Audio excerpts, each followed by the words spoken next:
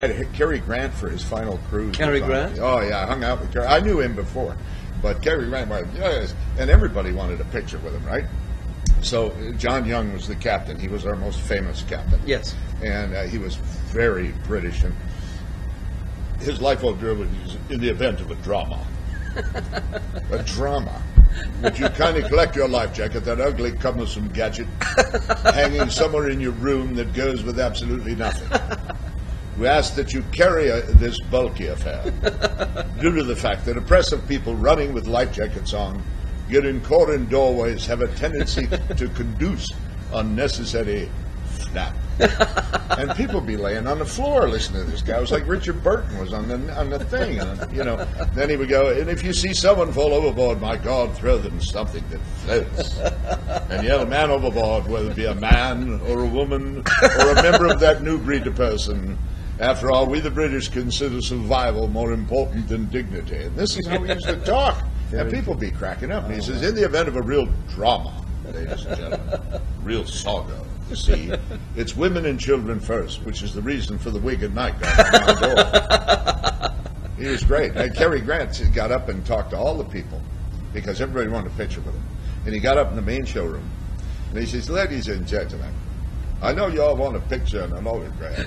He said, but I'm on the cruise with my wife and my daughter, and I would like my privacy. So I'll tell you what, I'll make a deal with you.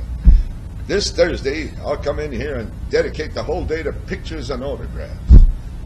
Is that fine with you? The rest of the time, just leave me alone, you know. You sound like Tony Curtis. Well, he was good. Yeah.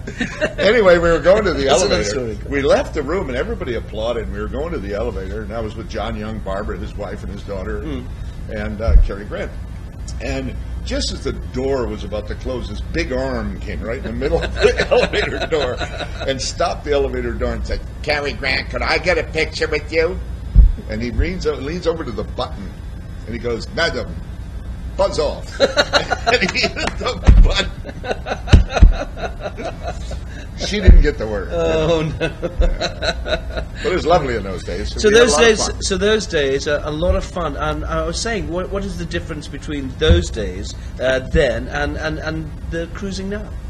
Rules. There were no rules then. Very good, yes. And the party was on.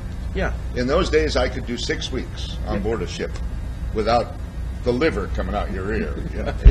Because drinks were $1.50 a drink, and we got 60% off. It was like, I like this job. I think I'll stay here. I work 8 hours a month. I could be a senator, a congressman.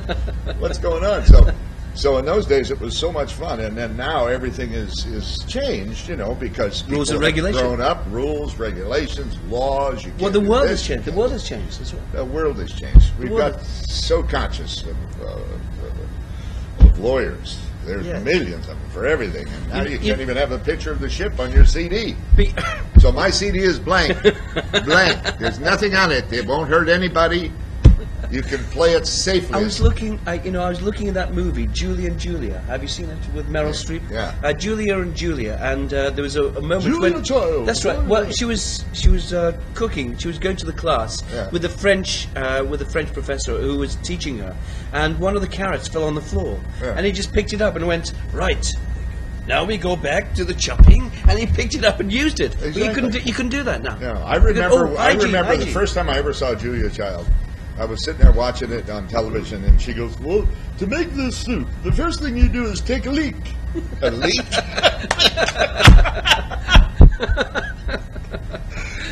She made a leak, you know. I just fell off the couch. It was hysterical. Yes.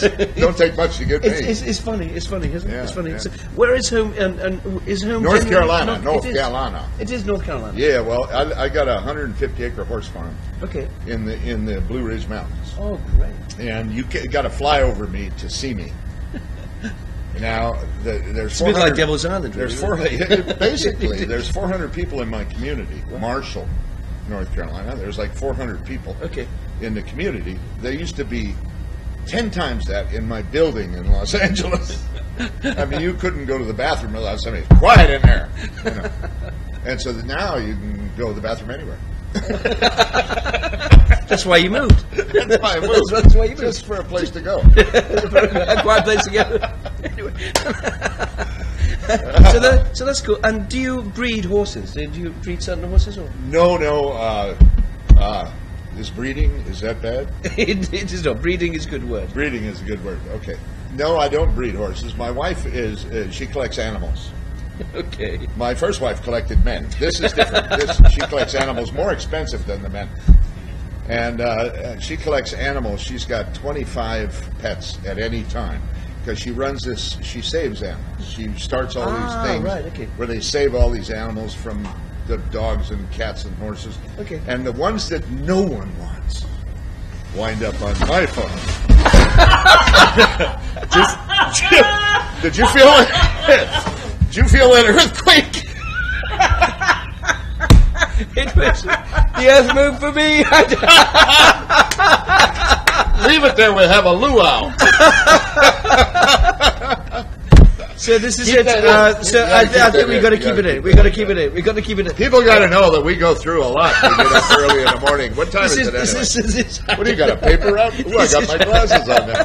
I see the people now. That was funny. That was hysterical. You didn't say what I just said. I don't know. I didn't say it. Okay, make sure you maybe under my breath, but never mind. You ever see a Playboy bunny walk?